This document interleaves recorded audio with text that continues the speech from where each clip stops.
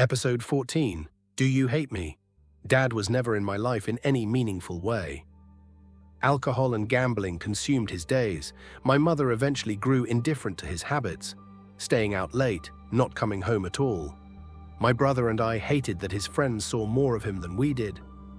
The boy across the street had a mean father, but at least he came home after work. We needed a dad, someone to attend school recitals and sporting events. It became little more than wishful thinking. Mom picked up the slack as best she could. She worked hard all day and somehow kept the bills paid and food on the table. She finally put her foot down about Dad draining the checking account. She got a beating for it. He started writing bad checks, pushing the family toward financial ruin. Mom responded by opening a separate account. Dad was stunned to be challenged by a woman, by his own wife. He worried about his reputation among his drinking buddies and co-workers. As a family, we had grown tired of his bullying. In the long run, bullies are usually exposed as cowards. They believe they can control others with their fists. I think the last time my mother was intimate with him was the day he came home from the war. And it was against her will. Eventually, he found another woman willing to put up with him and moved out. We wouldn't miss his paycheck. It was already gone before he walked through the door, borrowed money paid back, hefty bar tabs settled. He likely had more than one. The woman he was seeing was also a drinker, the ex-wife of one of his friends. More importantly, she made good money and was happy to share it. Dad had a silver tongue and a gift for conversation, and once word got out that he'd left my mother, female admirers were not hard to find. He packed his life into boxes and a duffel bag. There was no shortage of drinking friends willing to load everything into the back of a pickup truck. All of this happened while we were at school. When we came home, Dad was simply gone. No family meeting, no explanation, no goodbye. A decent human being would have done at least that much. For young boys, this was as close as you could get to being abandoned. It hurt deeply, even though we could see the toll he had taken on our mother. Would it have cost him anything to say he was sorry? Did he hate us so much that he couldn't even try? As an adult, I've come to understand that he was incapable of taking responsibility for his actions. The way he was raised was the only model of parenting he knew. Years in the military seemed to reinforce those tendencies. He could never see another person's point of view, and the idea of being sorry never entered his mind. I am sorry that I never stood up to him. More than once, I wanted to cause him grievous harm when he was attacking my mother. The thud of a cast-iron skillet against the back of his head felt completely justified in my imagination. Those thoughts never lasted long. Dad had lightning-fast reflexes, even drunk. My brother and I still missed him after he left, despite everything.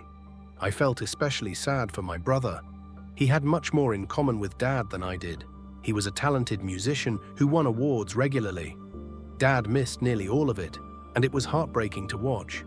He had taught my brother to hunt and fish, skills he still has today.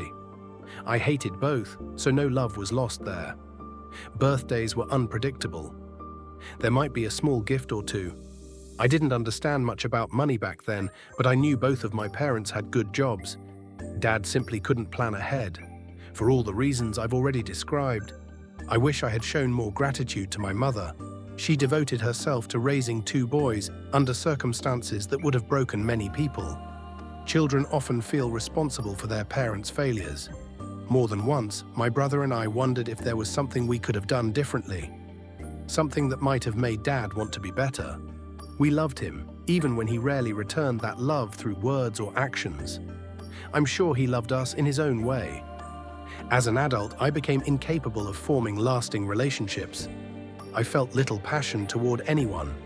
The only creatures I seemed capable of loving were animals. To this day, my dogs are the closest thing I know to unconditional love. Whatever that feeling is, it runs deep. I can't even watch Animal Planet without fearing I'll see something I can't unsee. If you've heard that the apple doesn't fall far from the tree, consider it true in my case. I adopted many of my father's habits, his selfishness, his indifference. I mimicked his drinking. I functioned at work just well enough to get by, careful never to cross the lines that would cost me everything. Eventually, I mostly gave up alcohol and discovered marijuana. It was illegal then, but it didn't leave hangovers. With practice, I learned to stay just buzzed enough throughout the day without attracting attention.